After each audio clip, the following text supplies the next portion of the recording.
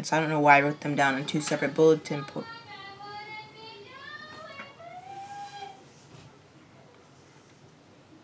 They really don't love me. Hello, my name is Shantel from Shantel is Probably Sorry. This is part 2 to Orphan Black 208 called Variable and Full of Perturbation.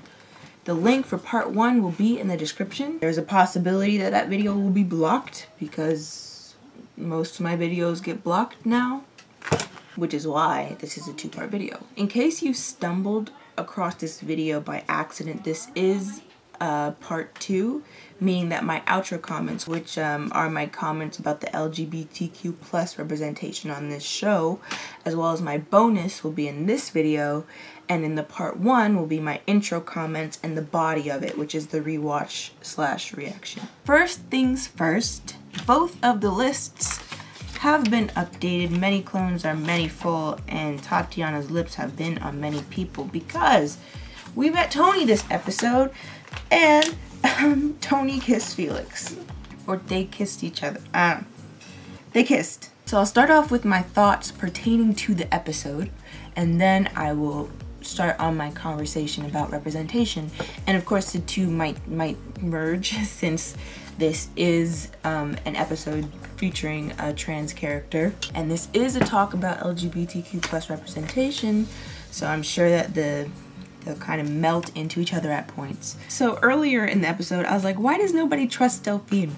And I kind of laughed about it because I know why. Like, I know why. There are the people in the fandom that like Delphine, and then the people in the fandom that don't like Delphine. And I mean, hey, it is what it is. But again, I think I said this in 206. I kind of always knew what her motivations were, especially in season 3, which is the season in which we see the biggest changes to the character. But I mean, I understand it. Again, both Paul and Delphine are very morally gray characters. Morally gray doesn't sit well with everyone.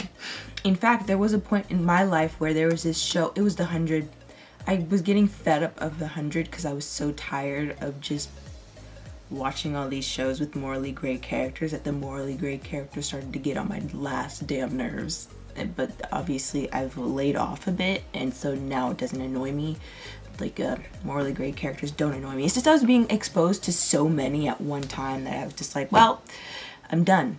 No more. The fact that Felix is a painter, which is a visual art, and we have all these individuals who look like each other is, in a way, fascinating. Or, if not fascinating, at least noteworthy. And I'm not sure if the writers even considered this beforehand, like the importance of having a visual artist when it comes to a show about all these individuals who look the same. I remember way back along, I think it was during season 5 of Orphan Black, I had a conversation about how a work of art such as writing or writing for shows, a piece of art has the meaning that the artist gave to it, but it also has the meaning that the audience takes from it. And an artist can never account for all the perspectives that will be had about their art. Like, I wonder if they knew what they were doing, or if they found any sort of significance to the fact that Felix's paintings and visually representing these girls would play a role in the show as it does. I don't think that was deliberate. But I mean, even in this episode where Tony found the painting of Beth, and Felix on multiple occasions has had to hide his paintings because he visually represents all these women who look exactly the same but are not. And also the sister kisser thing with Tony. I didn't watch this show live, but I do know that this episode, I guess, didn't get like great response. I don't know. And I'm wondering what exactly that is. And actually, I'm going to talk about trans representation soon.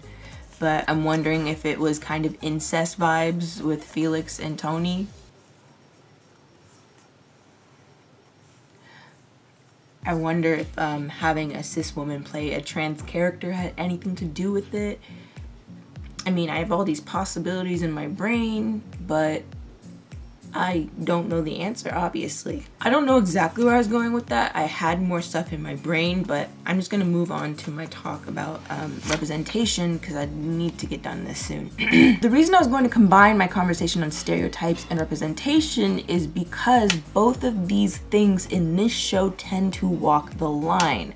That's why I was going to combine them. Now I'm not doing that because it'll be too long. And again, as I mentioned earlier, any work depends on the audience interpretation. So what I might see as fine and alright, another person in the audience may not see as fine, may see as wrong. Again, walking the line. Something that might be on the line for me might be blatantly wrong or blatantly right for someone else. I'm just going to bring up some things that I noticed, and a lot of these things walk the line. Some of them don't, but it's more of an individual's interpretation, I would say. And a person's response to a character or the representation is based on where they stand ethically or what they think is ethical or right. And so I have positives and negatives. I'll try to keep them balanced out. I'll start with the positives so that I'm just not like ragging into the show. Sexual fluidity. I've always appreciated the conversation around sexual fluidity. I mean, even with Tony in 108, where Delphine is like, I know that sexuality is a spectrum. Not everything is either or. Some people fit in the middle. Like, I remember the first time hearing that, I was like, wow, I appreciate that they went there. And also in this, with the sexual fluidity, though it came off as a little bit incestuous, the actual sexual fluidity itself of having a trans man character who isn't just into girls, might be bi, may even be a gay man. But that's the thing, I've mentioned this in my talk about Sense 8, that gender and sexual orientation don't necessarily correlate. They're two separate things. Yes, we see a majority, but that doesn't mean that a trans person or a person who transitions will automatically like the gender opposite of them. It doesn't work like that. Those things don't correlate. A person likes what they like, whether it be men and women or men, or liking a person regardless of the gender. And I think many people just automatically think that a trans person, especially if the trans person has transitioned, will only be like into the opposite gender. Onto a negative. Bi erasure versus plot. I'm fairly certain that Cosima was originally written as a bi character. And the only reason I knew of this is because I was like, watching clips on YouTube and going through some stuff on the internet, and I saw the conversation about bi erasure, and I was like, oh, what's this? I explored it. I was like, oh, okay, you know, made a mental note of it. I said that I was going to mention something in the season finale of season 2 because it's about what Rachel knows about Leaky's death in season 5 versus the way it was originally written. What was originally written didn't make it onto the show because there wasn't enough time in the season finale, and I'll expound on it during the season finale. This isn't the time for that, but the point is there are situations that change in this show if they haven't been explicitly stated. For example, Rachel originally knowing about Leaky's death and then Rachel not knowing about Leaky's death because it never actually made its way onto the show. And that's the closest example that I can think of. And if Cosima was originally bisexual, but it was never explicitly stated that she was, which again, we live in kind of a heteronormative society as well as a society that will make the assumption that if I'm a girl dating a man, then I'm heterosexual, and only things in the binary, excluding everything else that's in the middle. And that's one of the positives that I mentioned, that this show brought attention to that. We tend to codify our attractions and not even consider the fact that there's a lot of fluidity and it is a spectrum. Obviously, the first time we hear Cosima use the word lesbian in reference to herself was in season 3, episode 7, I think. Don't know. The one where Cosima has to roleplay as Allison at the school function, the election thing, and then she's like, as a lesbian supporter, and that line, comedy gold, yes. But if the character was actually originally bisexual, by erasure. Not to mention, they also erased Delphine's bisexuality in the Deviations comics. Some of these stuff I'll like leave my opinion out of. This is just stuff that I've noticed or things that have stuck out to me. And then after that first time of her being referred to as a lesbian, it continued because now she is canonically lesbian, which, okay. I kind of got lost in my head there for a second. Positive thing. They tried. And again, they did try, or at least they had the message that a person's sexuality or gender is not the most important thing about them. We heard that line in season 2, episode 2, and then I brought up how there's a bit of contradiction there. But that doesn't change the fact that this exists, where Casima's sexuality isn't the most interesting thing about her, and Felix's sexuality isn't the most interesting thing about him, and no one's sexuality is the most interesting thing about them. And we have complex characters here with real emotion and ooh, whoa. We never really did learn anything about Delphine though, but also we never really learned anything about Paul. But we knew more about Paul than we did about Delphine. And that kind of occurs sometimes when you have the main queer character and then the queer character's boyfriend or girlfriend, where the girlfriend or boyfriend never actually get developed because people only, not because whoever wrote the show think that the main queer character is more important than their girlfriend or boyfriend. So the girlfriend or boyfriend storyline just strictly revolves completely around the main queer character. And I'm sure that this happens in opposite sex ships, but if it happens in a same sex ship, it's much more noticeable because fewer of them exist. Another thing that I wrote down is trans representation versus having a cis actress. Well, I'll start by saying that I think trans representation is very important, and I think that there's not enough of it. And I also think that it sucks that in many circumstances a trans character is not played by a trans actor or actress, which is taking away an already limited opportunity and giving it to someone who already has that opportunity or has the opportunity to do other things. So it always makes me feel great to have a trans character and then also have a trans actor play that character. And the framework of this conversation I'm having currently about representation and having actual people, like an actual trans person playing a trans character, is kind of a similar framework to people of color representation. Basically the same conversation with a few words changed. But yeah, I love seeing trans characters being played by trans actors.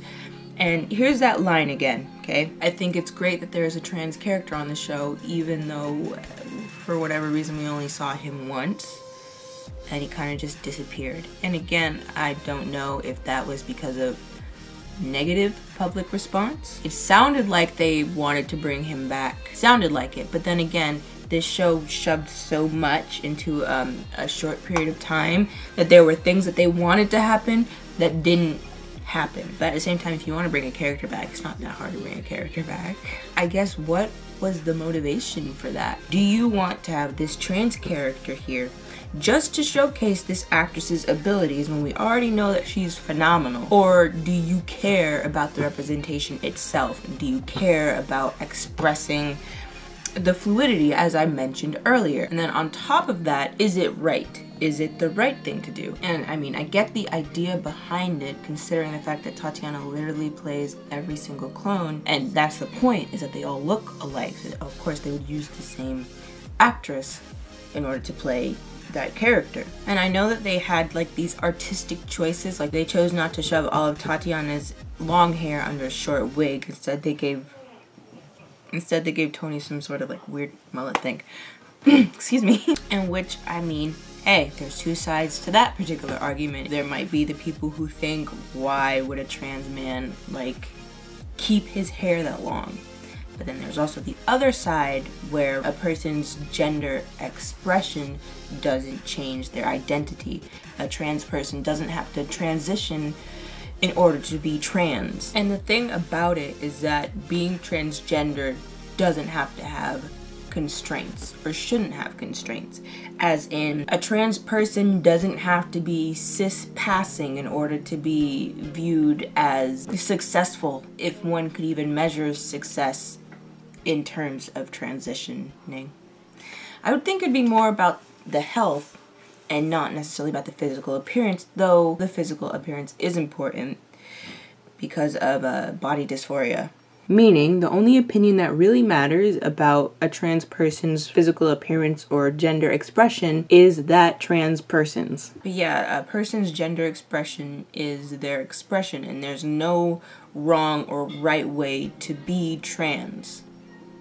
I mean, there is, but like, it's not in the way that one would think. Not like you're less trans because you're a guy who wears his hair long, or you're more trans because you're more cis-passing. It doesn't work like that, or at least it shouldn't work like that. I wrote down not the most interesting thing about me for positive, but I've kind of already discussed that.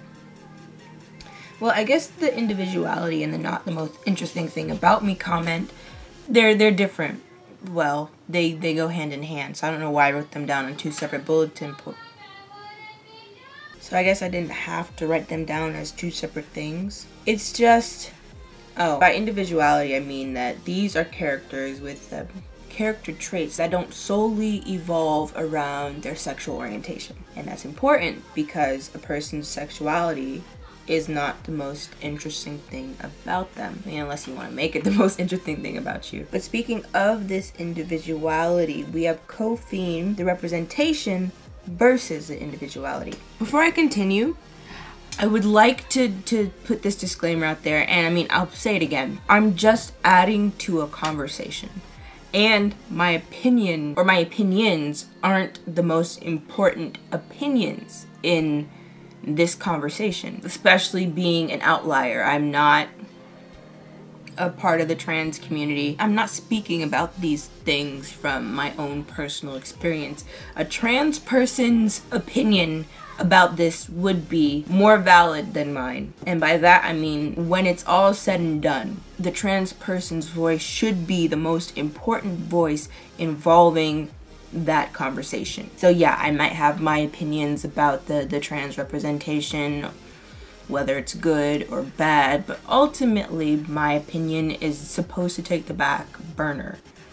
And I don't want to speak as though my opinions are the only ones that matter, or that they are the most important ones. Like, for example, I'm about to talk about Felix, and I'll say it again, is that I'm not a gay man. And so my opinions, my experiences are not the same as that of a gay man. I don't have to deal with the stereotypical repercussions that a gay man will have to deal with. I'll have to deal with my own repercussions that a gay man won't have to deal with. And that's the thing about intersectionality. It's like, even though there will be common items, there will be stereotypes or hatred or whatever that will be present because we're not a part of the norm, or because we're not heterosexual. And yeah, that is a common thing, but it differs when it comes to the fact that this is a gay man and this is a gay woman. So my opinion on some of these things are not meant to be the most important ones here. And then even my opinion on bi erasure, it's weird because I fit in like this odd little part of the community. Whenever I talk or advocate for a certain part of the group, or when it comes to this community, the LGBTQ plus community, I always separate myself from the discussion. Like, I talk as though I'm not even a part of the community. Most of the time. Even in the bi erasure, my opinion might not even be the most valid one there. Because when I think bisexual woman, I'm not the first thing that pops to mind. I'm really not. I'm more likely to associate myself with the word lesbian. Like, if I'm talking about lesbian individuals, I'm more likely to come to mind than if I were talking about bisexual individuals or bisexual women. So even when I'm talking about bi erasure, my opinion might not even be the most important one there. I've said that they tried, and they did try, to portray their characters as though the sexuality wasn't the most interesting thing about them. I feel like the idea was there, but the execution was not.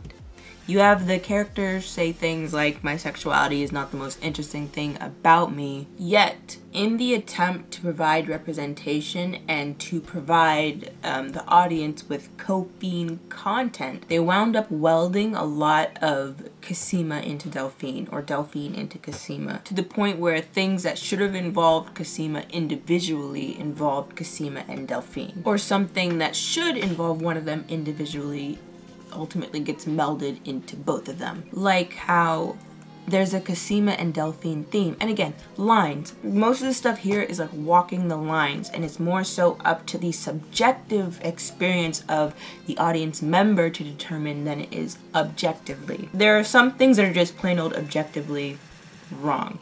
And I'm not saying that some of these aren't objectively wrong. I'm saying most of them are either subjectively wrong or subjectively right, where Cophine would have a theme that's particularly around them. So like Cosima's theme is also a Delphine theme, or at least it sounds that way. And I didn't happen to notice that for any other couple. So on the one hand, I mean, it's cute.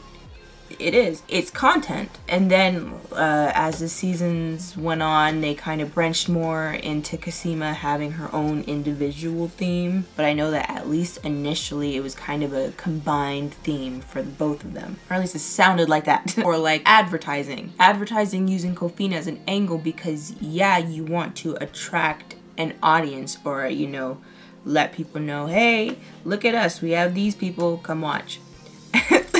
I understand that. I do. I'm not talking about like the stuff for the final, well, a little bit for the final trip, not really for the final trip. Or not even just in the commercials or the ads, but kind of in content, not necessarily behind the scenes, but kind of just BBC America, Orphan Black related content. An example, kind of a catch up on Orphan Black. I can't remember if it was for all seasons, but it was voiced by Felix. Let's find it. How many of us are there? At least 11. One is a trained assassin who loves food. These I like. One is a soccer mum who loves pills and booze. And one is a brilliant scientist who loves her lab partner. They all team up to figure out who did the cloning. The Dyad Institute. Sarah shoots her eye out with a pencil. Okay, we're good there. It's not a lie. She does love her lab partner. That's true. I'm just saying, it doesn't negate my point. On one hand, Evelyn was missing for an entire season, so when she came back in season 5, there obviously would be Cophine related content that hasn't existed, trying to catch up or make up for the season in which she was absent. But on the other hand, you have character-centric episodes, and everyone has their own character-centric episode, but Cosima's is like less of a Cosima episode and more of a Cosima Delphine episode, which is why I'm saying, I mean, I could continue, but I feel like I've been talking on it enough, where there has always been, for me, kind of a discrepancy almost from the intent and the execution. And even so, it's more so of trying to find a balance between making the audience happy, or, you know, making the people who care about these two characters happy, or compromising what you say the character is supposed to be about, or directly contradicting yourself because of that, or because of trying to please the audience. And one thing, I actually wrote it down while I was watching the episode, that I liked, or that I do like, is the fact that when Tony was introduced as, you know, a trans clone, immediately Felix referred to him as he. And when Arthur was like, so she's a trans clone, Felix was like, he is a trans clone, putting an emphasis on the he and an emphasis on using the correct pronoun. And I thought that was something worth pointing out. I should also mention that I admired Tony's relationship with himself and how secure he was in himself. I feel as though the portrayal of Tony's relationship with his gender could potentially be helpful to some trans kid out there or some trans person out there and let them know that it is possible to be trans and be secure in yourself and secure in your gender and be happy. And I mean, hey, a reminder for cis people too, not about the securing the gender thing, but that trans people can be happy. And so the last one is Felix as a person versus Felix as a caricature. This one especially goes by the argument that my opinion is not the most important here. Definitely not. Especially, again, since I am not a gay man and I don't directly suffer from the consequences of negative representation, or at least not that type of negative representation. The point is, there has always been this caricature of the gay man being super feminine with the lisp, maybe has an attitude, cares a lot about their appearance, maybe cares a lot about their clothes. And these are all stereotypes usually associated with the gay man, to the point where men who aren't gay, who possess any of those characteristics, are often viewed as gay by their male peers, or just their peers in general. It doesn't have to be just male. I only say male because of a kind of in-group behavior versus out-group behavior, as well as the difference between socialization of women and socialization of men everywhere, not just in this country, where men are always taught to be this way and women are always taught to be this way. Usually this way is more hardworking, breadwinner, protective, strong, and this one's more caring, nurturing, loving, whatever. And if any androgyny occurs, if anyone possesses any characteristic that isn't, you know, designed for their sex or gender, then, you know, then there's something wrong. Or in the man's case, it's more flexible with women, but because of the restrictions and fragility of masculinity, especially hypermasculinity, even just possessing some sort of female quality or quality associated with femininity is gay. So yeah, that stereotype is one that's prevailed for a long time and has had negative impacts because it only lets you see the person as a caricature and not a person. I've heard Felix be referred to as a walking stereotype. I think that was faking it who threw shade at Orphan Black. But I've heard it in like other places too. I've heard it a few times about, you know, Felix, the character, just being super stereotypical. And the only thing I really have to say about that is everything I just said about the negative impacts of stereotypes, because that's going to circle back around after I say what I need to say, or after I say what I'm going to say now. Just because it is a stereotype doesn't mean those people don't exist. That is representation for somebody. There are feminine gay men with the lisps, or the fancy clothes, or who care about their appearance, or wear makeup. Those men do exist, and it's fine. Not only do they exist, but I know a few of them.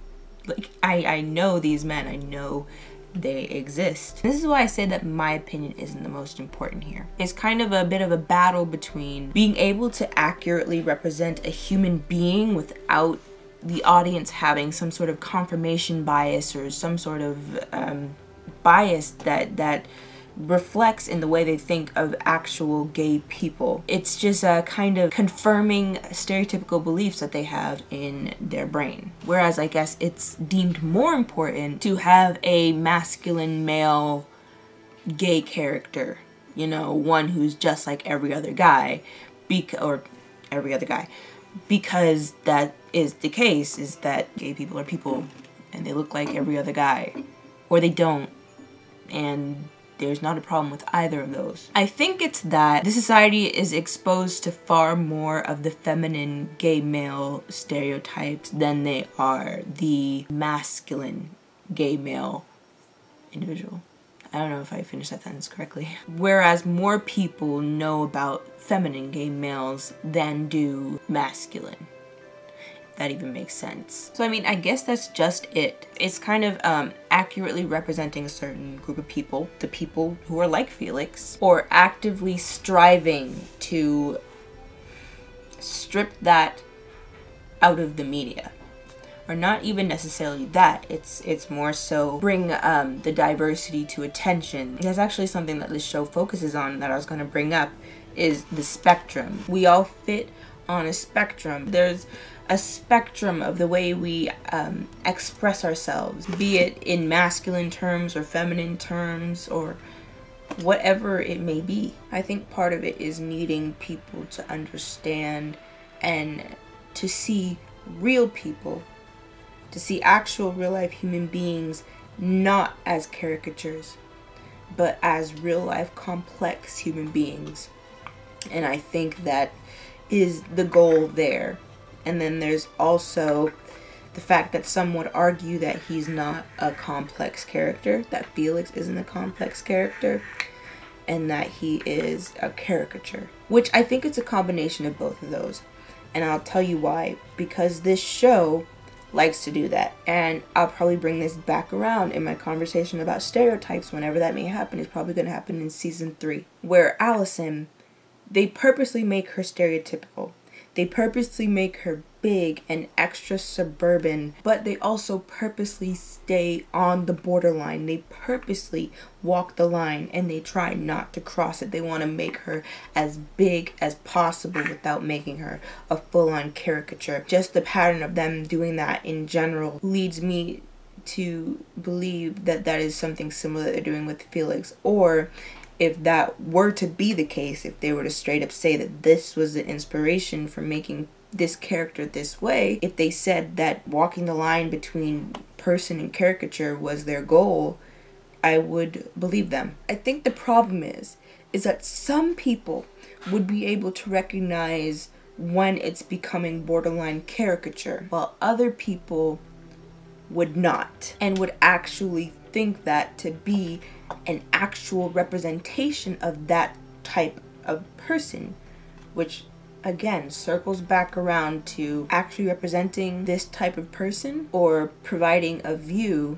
that has no stereotypes at all in order to attempt to start to get someone to understand that there's more to a person than just stereotypes involving them. It's kind of like those people, and by those people I mean like people of color, I'm sure people in the LGBTQ plus community too, where some of those people live their daily lives having to constrain themselves, not even able to be who they really are, because if they were to be who they really are, they fear that the impression that they will give other people will cause those other people to view their entire demographic that way. It's a part of not often being offered representation on something or someone or a group of people. When you finally do get that representation, when you finally do see those people, there is a chance for generalization. There's a chance that you will take what you've seen and actually apply it to real life people.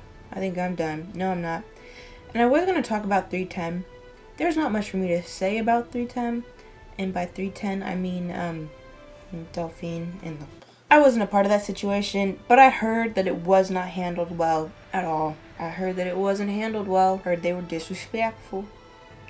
Disrespectful. I'm tired. Even in the way they handled that situation or the backlash over, you know, what happened to Delphine's character, Delphine getting shot. It just shows that they may not actually be as in tune as they think they are. Because even if sometimes your intentions are the best or your heart's in the best place, the result can be damaging. Doesn't matter what the intentions are. They might make a bit of a difference, but that does not change the end result. Okay, so I guess that's it for me on part 2 of Orphan Black season 2 episode 8. Thank you for watching. Like the video if you liked it. Feel free to comment if you wish to. You can check out my channel or my playlists or my description to see what other shows I watch and what else I do, and subscribe if any of those things interest you. Hope you're having a wonderful existence, and I guess that brings me to bye bye bye bye bye bye. Orphan. Why is Evelyn cute? Assholes. Now my hymen has been torn. Ooh, yeah. Is the camera on? Because those are some mad vocals. I'm just kidding. You can't create a reproducing. And that whole thing that Rachel said about you can't create a reproducing. I'd really like for that vacuum to stop. Like now. But we don't always get what we want. And less often do we get what we like. Are you looking so good? You're too kind to me. Specifically will be my outro comments or my talk about the LGBTQ plus. My God, they talk so much. Ooh, I forgot to turn on my screen recording. Ooh, I would have been pissed if I had continued on like that. I would have been pissed. Royally pissed. Battle bitches. Get the f out. Alright, so this is Orphan Black, Season 2, Episode 8, called Variable and Full of Perturbation. Perturbation? It's perturbation. But yeah, so that was disgusting. I've never burped that loud in my entire life. That was a lie. That was a belch. Oh, the camera's on. Damn. That would be a single chromosome. So I got it right. She's a trans clone. He's trans. He's gay. Just another variation in my sister's skin. And wanted the vacuum to go and it left. I'm a witch. Not really. Don't Salem witch trial me, thanks. Okay, so that was Orphan Black Season 2, Episode 8, called Variable and Full of Perturbation. Nope, wrong one. They wound up melding. They wound up welding. Why the f is it?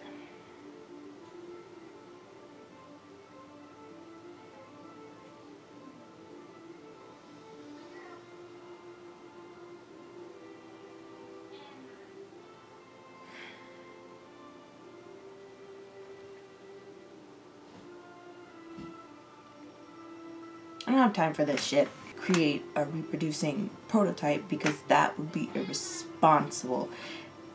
And just that.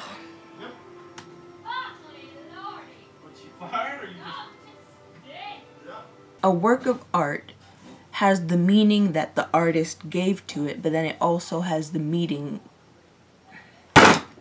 in 108 or 7, I don't know, 108. I like the way you work it, no diggity, come on and back it up. Try to get down, good line. Baby's got 'em open all over town. Strictly bitch, you don't play around. Cover much.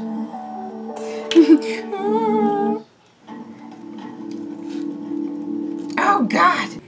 Junior! They chose not to shove all of Tatiana's short hair under a wig.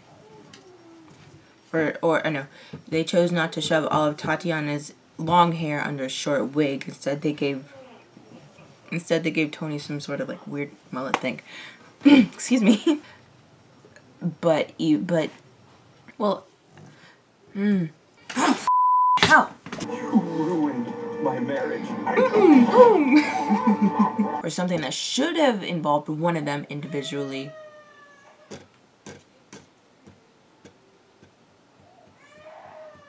Well, Kofine and Kofine portrayed their characters as though the sexuality wasn't the most interesting thing about them. Oh, how did I skip Felix? Wow. Got it. Is my face red? Yeah, it is. I don't like that. Or how, like, on the one hand, considering how Evelyn was gone... I'm gonna throw my scissors and break my lamp. Gay men aren't just the feminine Felix type of gay men that... Jesus Christ. I'm hungry. Ugh. Sorry, that was inappropriate. I'm done. And I guess that brings me to... Bye. Now my husband has been torn.